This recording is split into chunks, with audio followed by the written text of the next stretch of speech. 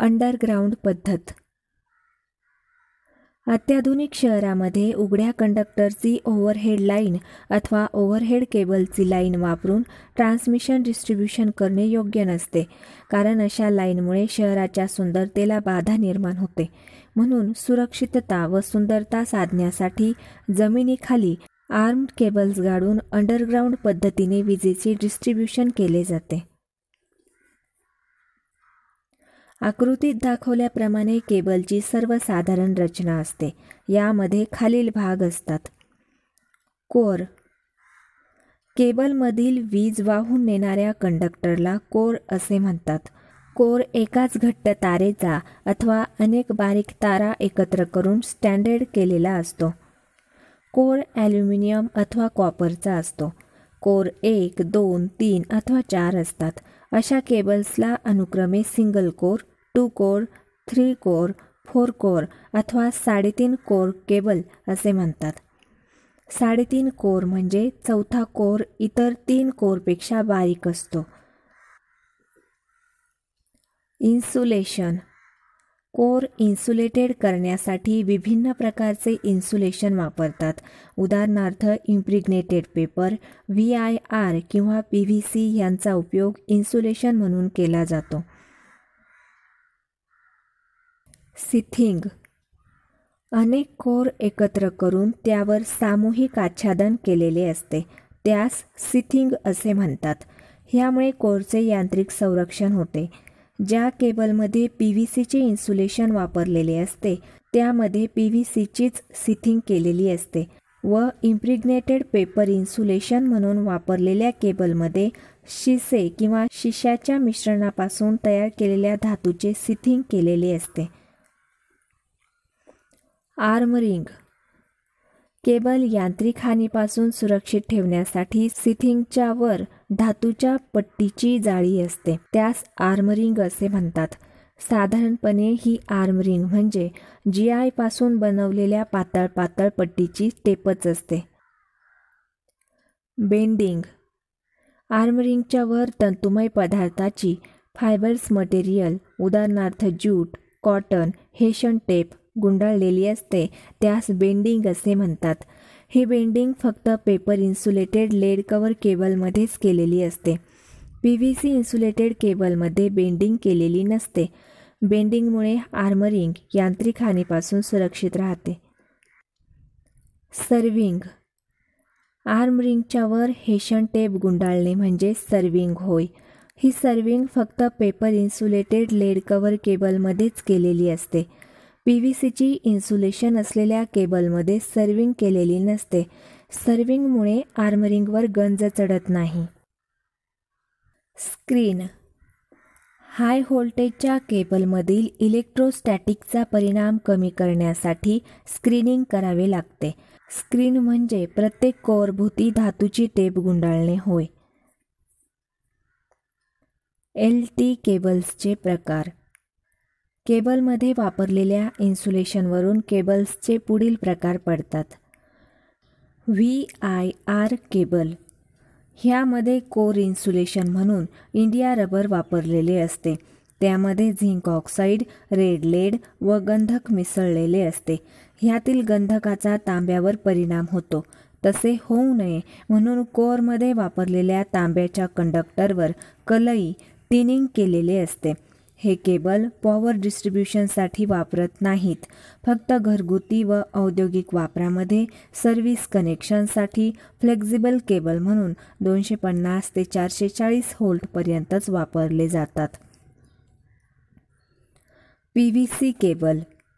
ह्यामध्ये कोअरवर PVCचे इन्सुलेशन चढवलेले असते.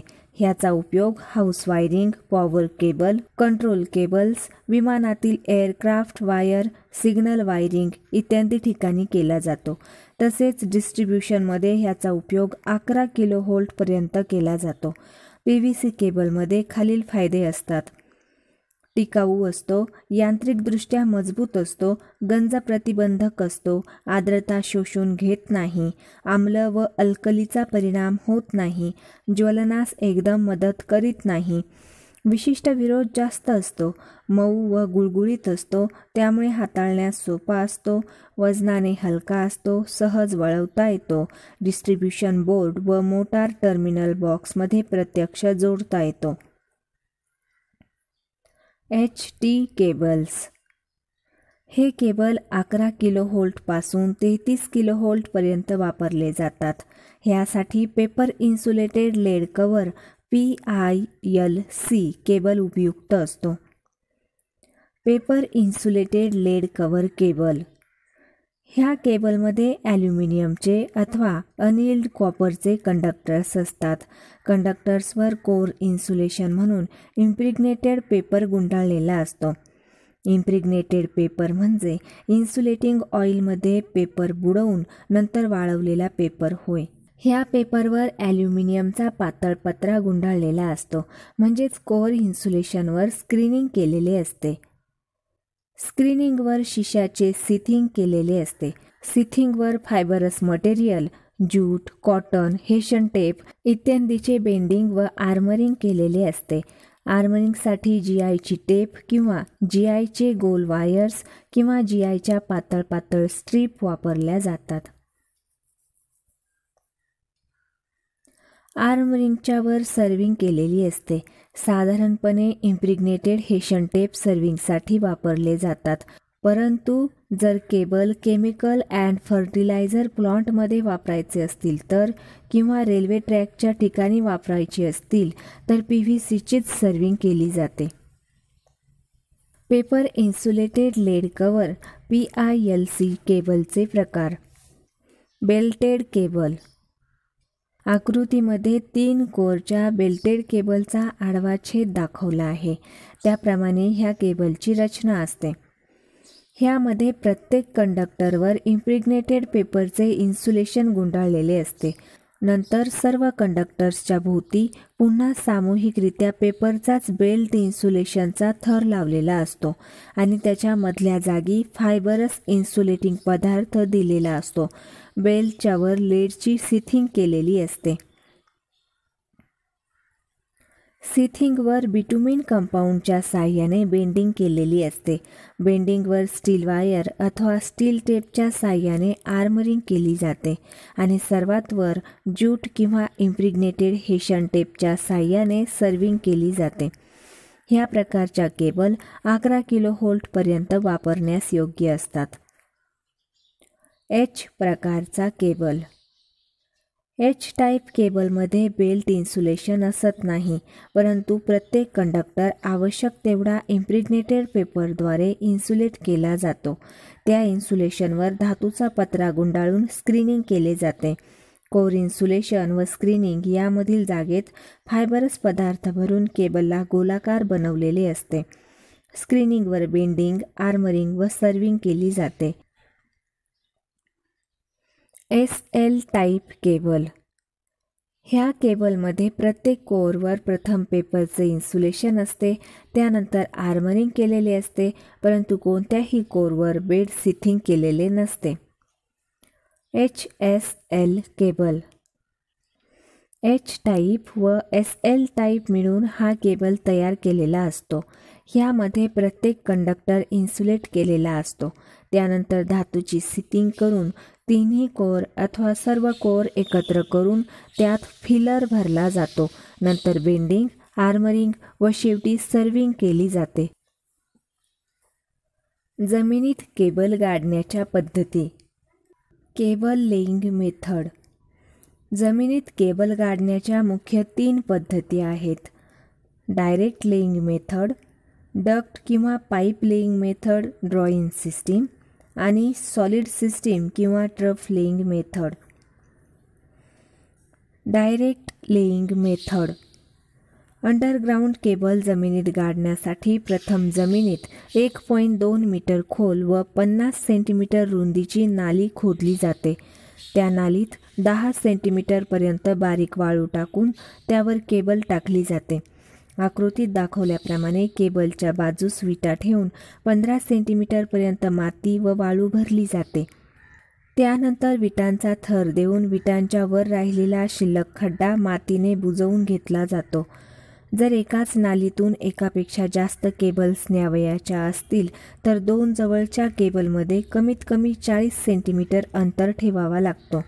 त्यामुळे एका केबलच्या उष्णतेचा परिणाम दुसऱ्या केबलवर म्युच्युअल हिटिंग होणार नाही.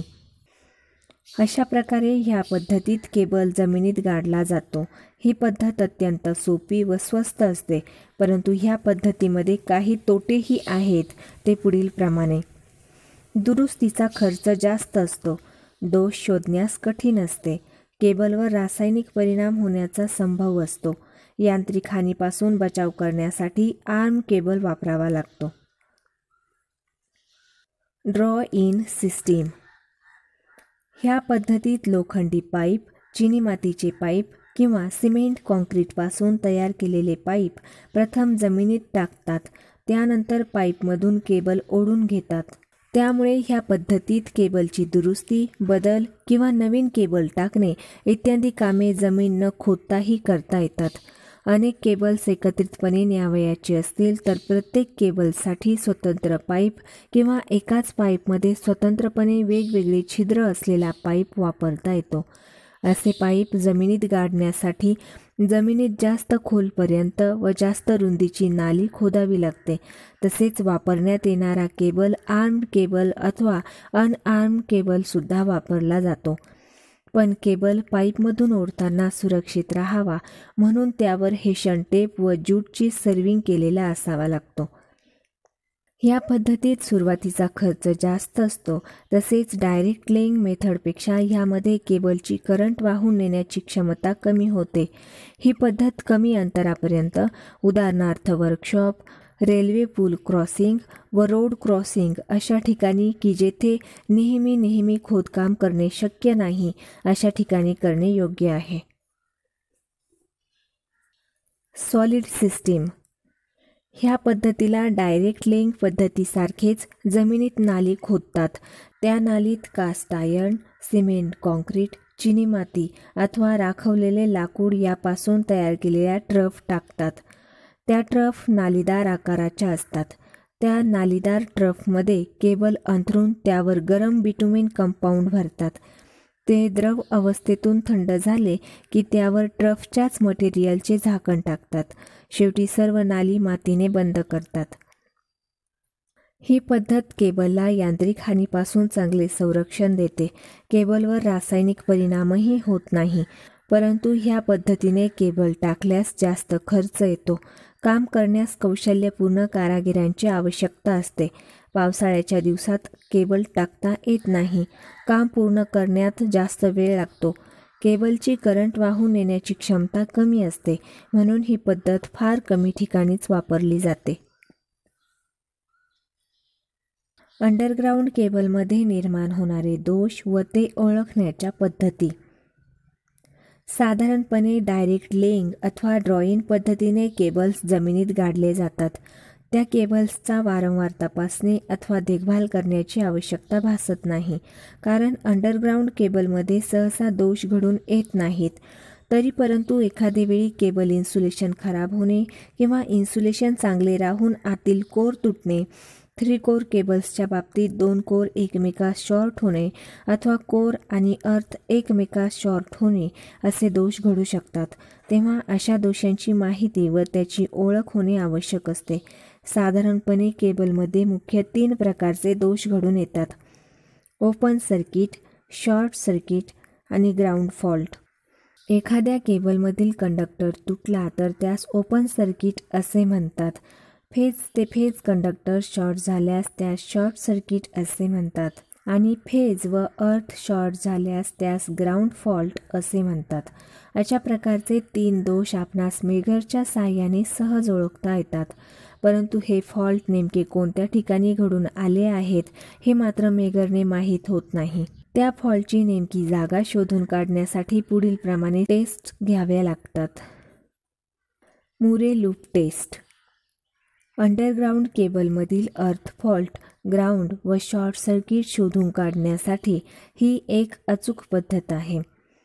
आकृतीमध्ये दाखवल्याप्रमाणे क, ड हा अंडरग्राऊंड केबल क पासून प ह्या ठिकाणी अर्थ ग्राउंड झाला आहे. म्हणजेच तो केबल दोषी आहे.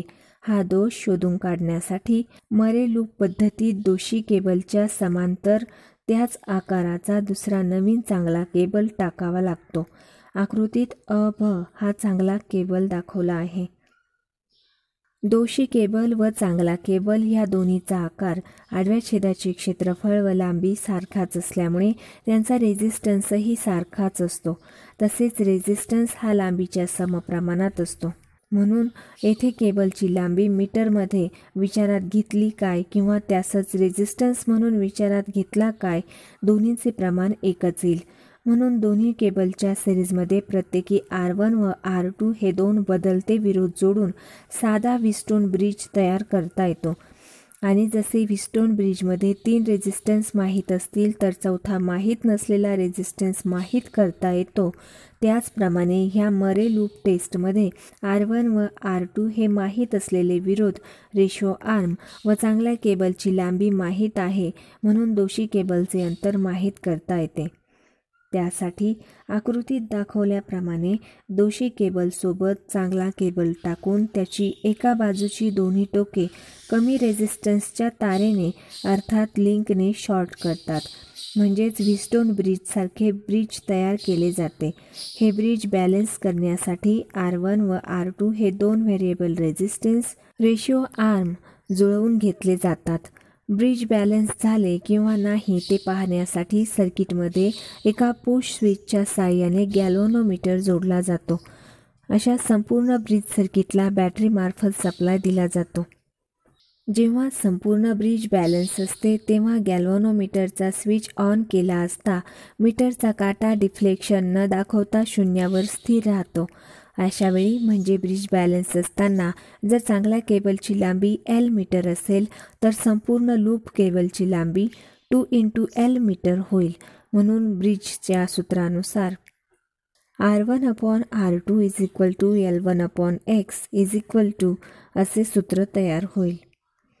परंतु आकृतीत दाखवल्याप्रमाणे दोषी केबल हा प ह्या ठिकाणी दोषी झाला आहे, म्हणून सूत्रामधील L 2L-X एवढी होईल. म्हणून R1/R2 2L-X/X असे सूत्र तयार होईल. ह्या सूत्रामधील X ची किंमत म्हणजे फॉल्टी केबलचे अंतर होय. हे अंतर माहीत करण्यासाठी समीकरणाच्या दोन्ही बाजूमध्ये 1 मिसळल्यास येणाऱ्या उत्तरामध्ये काहीही फरक पडणार नाही. म्हणजेच R1/R2 + 1 2L-X/X + 1. R1 + R2/R2 2L-X + X/X. R1 + R2/R2 2L/X. X in bracket R1 + R2 R2 × 2L म्हणजे X R2 × 2L/R1 + R2. यावरून दोषी केबलचे अंतर X R2/R1 + R2 × लूपची लांबी. म्हणजेच एकूण लूपच्या लांबीला दोषी केबलसोबत जोडलेल्या रेझिस्टन्सने गुणाकार करून येणाऱ्या गुणाकाराला R1 व R2च्या बेरजेने भागाकार केल्यास दोषी केबलचे अंतर मीटरमध्ये समजून येते. यावरून ज्या टोकापासून आपण टेस्ट घेतली आहे तेथून तेवढ्या मीटरवर केबलमध्ये दोष झाला आहे हे समजून येते. स्वाध्याय. ट्रान्समिशन म्हणजे काय? विद्युत शक्ती अतिउच्च दाबाने एका ठिकाणाहून दुसऱ्या ठिकाणी वाहून नेणे. उच्च दाबाने पॉवर वाहून नेण्याचे फायदे कोणते आहेत? करंटची किंमत कमी होते, लाईनमधील व्होल्टेज ड्रॉप कमी होतो, लाईन लॉसेस कमी होतात. उच्च व्होल्टेजने ट्रान्समिशन केल्यास रेग्युलेशनवर काय परिणाम होतो? रेग्युलेशन चांगले राहते. वीज निर्मिती केंद्रापासून सुरू होणाऱ्या उच्च व्होल्टेजच्या ट्रान्समिशन लाईनला कोणती लाईन म्हणतात? Primary transmission. प्रायमरी ट्रान्समिशन लाईनच्या पुढील लाईनला काय म्हणतात? Secondary transmission. कोणत्या लाईनद्वारे सिंगल फेज 230 व्होल्ट आणि 3 फेज 415 व्होल्टचा सप्लाय घरगुती आणि औद्योगिक ग्राहकासाठी केला जातो? Secondary distribution. सबस्टेशनमधील डिस्ट्रीब्यूशन ट्रान्सफॉर्मरला कोणत्या लाईनद्वारे वीज पुरवठा केला जातो? Primary distribution. उच्च व्होल्टेजने पॉवर ट्रान्समिशन केल्याने काय दक्षता घ्यावी लागते? उपकरणांची सुरक्षितता व दुरुस्ती खर्च जास्त करावा लागतो. नियंत्रक साधनातील आर्क कमीत कमी ठेवण्यासाठी तुरंत कार्यान्वित होणारे नियंत्रक वापरावे लागतात. मोठ्या आकाराचे टॉवर वापरावे लागतात. ओव्हरहेड पद्धतीने ट्रान्समिशन व डिस्ट्रीब्यूशनसाठी कोणते घटक आवश्यक असतात? टॉवर्स व पोल्स, क्रॉस आर्म, इन्सुलेटर्स व कंडक्टर्स. ओव्हरहेड ट्रान्समिशन व डिस्ट्रीब्यूशन लाईनसाठी कोणते पोल वापरतात? RCC व PCC पोल, स्टील पोल व steel towers, wooden pole. Transmission लाईनसाठी साधारणपणे स्टील पोल का वापरतात? आयुष्य व यांत्रिक शक्ती जास्त असते म्हणून. जागा कमी व्यापतात व दिसण्यास चांगले दिसतात. मध्यम लांबीच्या ट्रान्समिशनसाठी RCC व PCC पोल जास्त करून का वापरतात? दुरुस्ती व देखभाल खर्च अतिशय कमी असतो म्हणून. इन्सुलेटिंग गुणधर्म चांगला असतो व दिसण्यास चांगले दिसतात म्हणून. मजबूत व टिकाऊ असतात म्हणून. लांब अंतराच्या ट्रान्समिशन लाईनसाठी स्टील टॉवर्सचाच जास्त उपयोग का केला जातो? यांत्रिकदृष्ट्या सर्वात मजबूत असतात, आयुष्य सर्वात जास्त असते, जास्त स्पॅनसाठी उपयुक्त असतात म्हणून. साधारण प्रकारच्या जमिनीमध्ये लाईन पोल किती गाडला जातो? पोलच्या एकूण उंचीच्या 1/6 भाग. लाकडी पोलचा उपयोग किती स्पॅनसाठी योग्य असतो? 40 ते 50 मीटर. स्टील ट्यूबलर पोलचा उपयोग किती स्पॅनपर्यंत केला जातो? 50 ते 80 मीटर. RCC पोलचा उपयोग किती स्पॅनपर्यंत केला जातो? 80 ते 100 मीटर. स्टील टॉवर पोलचा उपयोग किती स्पॅनपर्यंत केला जातो? 100 ते 300 मीटर. लाईन पोलवर क्रॉस आर्म का बसवतात? लाईन इन्सुलेटर बसवण्यासाठी. ओव्हरहेड लाईनच्या पोलवर इन्सुलेटर्स का बसवतात? लाईन कंडक्टर्स एकमेकास शॉर्ट होऊ नयेत, पोल व क्रॉस आर्ममधून लिकेज करंट वाहू नये, लाईन कंडक्टरला आधार द्यावा म्हणून. ओव्हरहेड लाईनच्या कंडक्टर्समध्ये कोणते गुणधर्म असणे आवश्यक आहे? स्पेसिफिक रेझिस्टन्स कमीत कमी असला पाहिजे, ताणशक्ती जास्त असली पाहिजे, वजनाने हलका व लवचिक असला पाहिजे. ACR कंडक्टरचे पूर्ण नाव काय? Aluminium cored steel reinforced conductor. Line कंडक्टर्सचा सॅग माहित करण्यासाठीचे सूत्र कोणते? W×L²/8T. एका ओव्हरहेड लाईनचा ग्राउंड क्लिअरन्स 7.5 मीटर आणि कंडक्टरचा सॅग 2.5 मीटर असेल तर त्या लाईनची जमिनीपासून उंची किती असेल? 7.5 + 2.5 = 10 मीटर. कमी व मध्यम व्होल्टेजच्या ओव्हरहेड लाईन्स रस्ता ओलांडून जात असतील तर त्या लाईनचा ग्राउंड क्लिअरन्स किती असावा? 5.791 मीटर.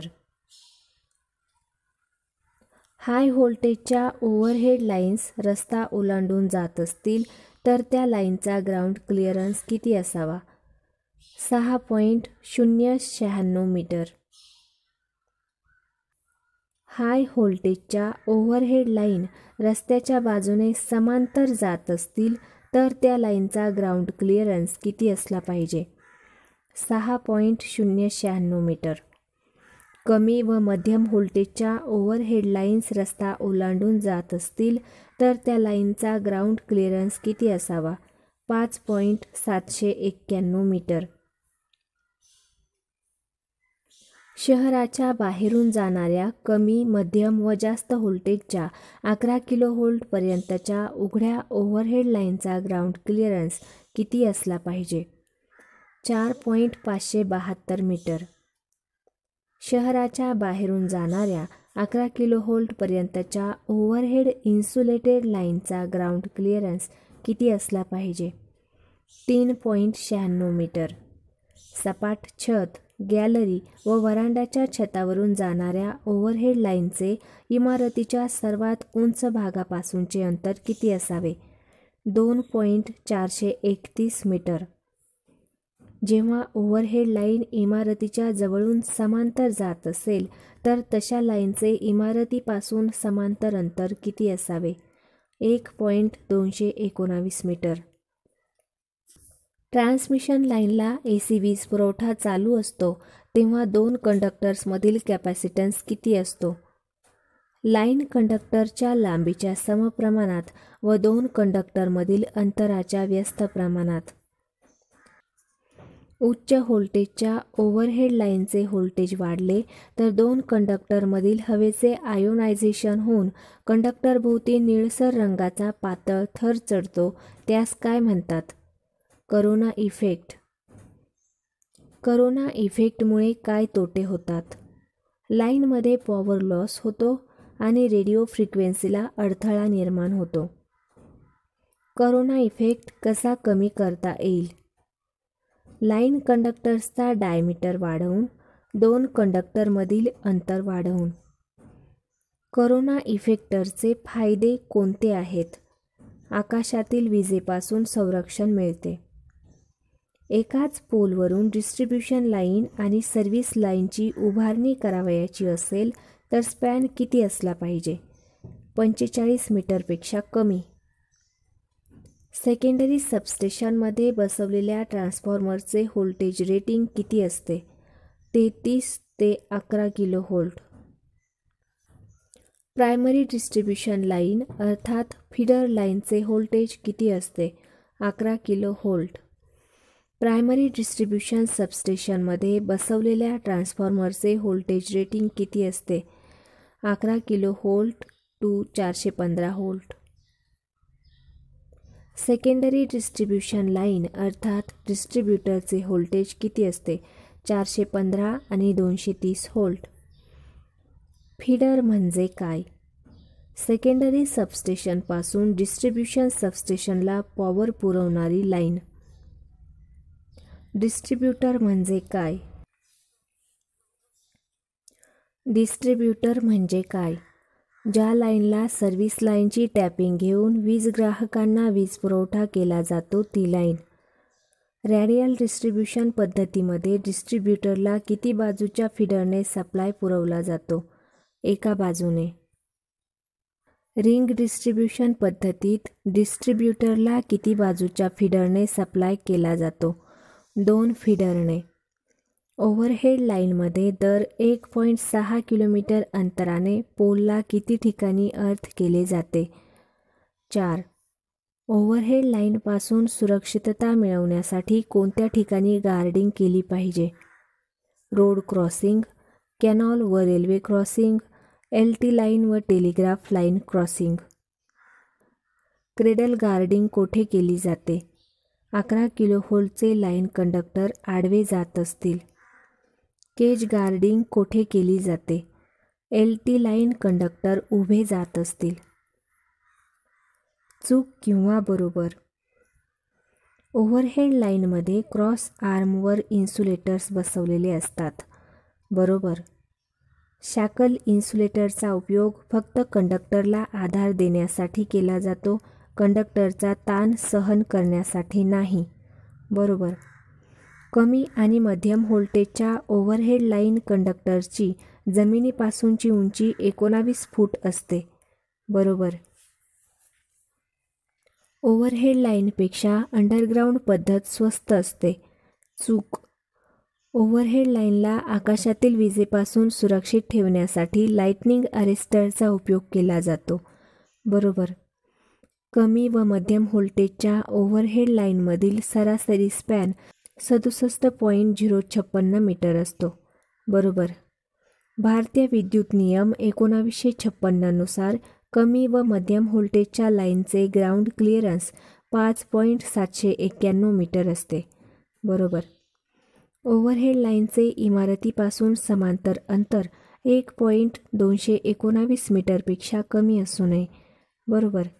स्किन इफेक्ट कमी करण्यासाठी लाईन कंडक्टर्स स्ट्रँडेड वापरले जातात. बरोबर. फक्त DC ट्रान्समिशन लाईनमध्येच स्किन इफेक्ट होतो. चूक. HT केबलचा उपयोग फक्त 33 किलोव्होल्टपर्यंतच केला जातो. बरोबर. हाय व्होल्टेजच्या ट्रान्समिशन लाईनमध्ये अर्थ वायर हा लाईन कंडक्टर्सच्या खालून नेलेला असतो. चूक. लांब अंतराच्या ट्रान्समिशन लाईनसाठी ACSR कंडक्टर वापरतात. बरोबर. लांब अंतराच्या ट्रान्समिशन लाईनसाठी ऑल ॲल्युमिनियम कंडक्टरचा उपयोग केला जातो. चूक. ACSR कंडक्टरमधील स्टील वायरचा उपयोग फक्त एकूण कंडक्टरची यांत्रिक ताणशक्ती वाढवण्यासाठी केला जातो. बरोबर. ACSR कंडक्टरमधील स्टील वायरमधून करंट वाहतो. चूक. 400 व्होल्टेजच्या डिस्ट्रीब्युटर लाईनमध्ये शेवटच्या पोलवर पिन टाईप इन्सुलेटरचा उपयोग करतात. चूक. 400 व्होल्टेजच्या डिस्ट्रीब्युटर लाईनमध्ये शेवटच्या पोलवर शॅकल इन्सुलेटर वापरतात. बरोबर. 11 किलोव्होल्टच्या ट्रान्समिशन लाईनमध्ये शेवटच्या पोलवर डिस्क इन्सुलेटरचा उपयोग केला जातो. बरोबर. वायू व आर्द्रता शोषून घेऊ नये म्हणून चिनी मातीच्या इन्सुलेटरला चकचकीत व गुळगुळीत बनवलेले असते. बरोबर. पावसाचे पाणी चटकन गळून जावे म्हणून P-टाईप इन्सुलेटरला पेटीकोट जोडलेले असते. बरोबर. ट्रान्समिशन लाईनमध्ये कोरोना इफेक्टमुळे आकाशातील विजेपासून असणारा धोका कमी होतो. बरोबर. कोरोना इफेक्टमुळे लाईन लॉसेस कमी होतात. चूक. AC व DC अशा दोन्हीही लाईनमध्ये कोरोना इफेक्ट होतो. बरोबर. रिंग डिस्ट्रीब्युशन पद्धतीचा उपयोग जेथे कमी व्होल्टेज असेल आणि लोड सेंटरच्या मध्यभागी सबस्टेशनची उभारणी असेल त्या ठिकाणी केला जातो. बरोबर. ओव्हरहेड लाईनमध्ये पोलवरील क्रॉस आर्मच्या वर डिस्क इन्सुलेटर बसवलेले असतात. चूक. पिन इन्सुलेटर हे क्रॉस आर्मच्या खाली बसवलेले असतात. चूक. पिन टाईप इन्सुलेटरचा उपयोग 33 किलोव्होल्टच्या पुढील लाईनवर केला जातो. चूक. सस्पेन्शन इन्सुलेटर्स हे क्रॉस आर्मशी लटकते राहतील असे बसवलेले असतात. बरोबर. सस्पेन्शन इन्सुलेटरमधील एक युनिट 11 किलोव्होल्टपर्यंत उपयुक्त असतो. बरोबर. LT लाईनमध्ये ज्या उद्देशासाठी शॅकल इन्सुलेटर वापरतात त्याच उद्देशासाठी HT लाईनमध्ये स्ट्रेन इन्सुलेटर वापरतात. बरोबर. स्ट्रेन इन्सुलेटरचा उपयोग HT लाईनमध्ये जेथे लाईनवर ताण असतो तेथे शेवटच्या किंवा कोपऱ्यावरील पोलवर किंवा वळणाच्या ठिकाणच्या पोलवर केला जातो. बरोबर. स्ट्रेन इन्सुलेटर म्हणजे सस्पेन्शन इन्सुलेटरच्या 2 किंवा 3 स्ट्रिंग सिरीजमध्ये जोडणे होय. चूक. स्ट्रेन इन्सुलेटर म्हणजे सस्पेन्शन इन्सुलेटरच्या 2 किंवा 3 स्ट्रिंग पॅरलल जोडून उभे बसवणे होय. बरोबर. एग्ज टाईप इन्सुलेटरचा उपयोग स्टेसाठी केला जातो. बरोबर. रिकाम्या जागा. जास्त लोकवस्तीच्या ठिकाणी डॅश डॅश पद्धतीने ट्रान्समिशन व डिस्ट्रीब्युशन केले जाते. जास्त लोकवस्तीच्या ठिकाणी अंडरग्राउंड केबल पद्धतीने ट्रान्समिशन व डिस्ट्रीब्युशन केले जाते. अंडरग्राउंड केबलमध्ये कोर हा डॅश डॅश पासून बनवलेला असतो. अंडरग्राउंड केबलमध्ये कोर हा ॲल्युमिनियम अथवा कॉपरपासून बनवलेला असतो. अंडरग्राउंड केबलमध्ये PVCचे इन्सुलेशन असेल तर डॅश डॅशची सीथिंग केलेली असते. अंडरग्राउंड केबलमध्ये PVCचे इन्सुलेशन असेल तर PVCचे सिथिंग केलेले असते. अंडरग्राऊंड केबलमध्ये कोर इन्सुलेशन म्हणून इम्प्रिग्नेटेड पेपर वापरलेला असेल तर डॅश डॅशची सिथिंग केलेली असते. अंडरग्राऊंड केबलमध्ये कोर इन्सुलेशन म्हणून इम्प्रिग्नेटेड पेपर वापरलेला असेल तर लेडची सिथिंग केलेली असते. अंडरग्राऊंड केबलमध्ये डॅश डॅशची आर्मरिंग केलेली असते. अंडरग्राऊंड केबलमध्ये GIची आर्मरिंग केलेली असते. अंडरग्राऊंड केबलमध्ये फक्त डॅश डॅश केबलमध्येच बेंडिंग केलेली असते. अंडरग्राऊंड केबलमध्ये फक्त पेपर इन्सुलेटेड लेड कव्हर केबलमध्येच बेंडिंग केलेली असते. फक्त डॅश डॅश केबलमध्येच सर्विंग केलेली असते. फक्त पेपर इन्सुलेटेड लेड कव्हर केबलमध्येच सर्विंग केलेली असते.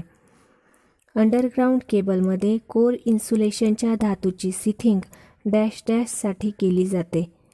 अंडरग्राऊंड केबलमध्ये कोर इन्सुलेशनच्या धातूची सिथिंग आर्द्रता शोषू नये यासाठी केली जाते. अंडरग्राऊंड केबलमध्ये सिथिंगच्या वर डॅश डॅशसाठी आर्मरिंग केली जाते. अंडरग्राऊंड केबलमध्ये सिथिंगच्या वर यांत्रिक हानीपासून सुरक्षितता मिळवण्यासाठी आर्मरिंग केली जाते. अंडरग्राऊंड केबलमध्ये धातूच्या सिथिंगच्या वर डॅश डॅशसाठी बेंडिंग केलेली असते. अंडरग्राऊंड केबलमध्ये धातूच्या सिथिंगच्या वर आर्मरिंगला यांत्रिक सुरक्षितता देण्यासाठी बेंडिंग केलेली असते. अंडरग्राऊंड केबलमध्ये सर्विंगमुळे आर्मरिंगवर डॅश डॅश चढत नाही. अंडरग्राऊंड केबलमध्ये सर्विंगमुळे आर्मरिंगवर गंज चढत नाही. स्क्रीनिंग म्हणजे डॅश डॅश होय. स्क्रीनिंग म्हणजे धातूची टेप गुंडाळणे होय. अंडरग्राऊंड केबलमध्ये डॅश डॅशसाठी स्क्रीनिंग करावी लागते. अंडरग्राऊंड केबलमध्ये इलेक्ट्रोस्टॅटिकचा परिणाम कमी करण्यासाठी स्क्रीनिंग करावी लागते. डॅश डॅश प्रकारच्या रचनेचा केबल 22 किलोव्होल्टपेक्षा जास्त व्होल्टेजवर वापरण्यास योग्य नसतो. बेल्टेड प्रकारच्या रचनेचा केबल 22 किलोव्होल्टपेक्षा जास्त व्होल्टेजवर वापरण्यास योग्य नसतो. H प्रकारचा केबल डॅश डॅश व्होल्टेजपर्यंत वापरला जातो. H प्रकारचा केबल 66 किलोव्होल्टपर्यंत वापरला जातो. सिंगल कोअर ऑइल फील्ड केबलचा उपयोग डॅश डॅश व्होल्टेजपर्यंत करता येतो. सिंगल कोअर ऑइल फील्ड केबलचा उपयोग 132 किलोव्होल्टेजपर्यंत करता येतो. 3 कोअर ऑइल फील्ड केबलचा उपयोग डॅश डॅश व्होल्टेजपर्यंत करता येतो. 3 कोअर ऑइल फील्ड केबलचा उपयोग 66 किलोव्होल्टेजपर्यंत करता येतो. 11 किलोव्होल्ट HT केबल जमिनीत गाडताना त्यांची जमिनीपासूनची खोली डॅश डॅश मीटर असावी. 11 किलोव्होल्टची केबल जमिनीत गाडताना त्याची जमिनीपासूनची खोली 0.9 मीटर असावी. अंडरग्राऊंड डिस्ट्रीब्यूशन पद्धत डॅश डॅशमुळे जास्त लोकप्रिय आहे. अंडरग्राऊंड डिस्ट्रीब्यूशन पद्धत शहराच्या सुंदरतेला बाधा आणत नाही, त्यामुळे जास्त लोकप्रिय आहे. SL केबलमध्ये lead sheath dash dash SL केबलमध्ये लेड सीथ नसते. Long form PILC cable. Paper insulated lead cover cable. XLPI cable. Cross linked polythene insulated cable. MI cable. Mineral insulated cable. PVC cable. Polyvinyl chloride. PILC DTA cable. Paper insulated lead cover double tape armoured cable.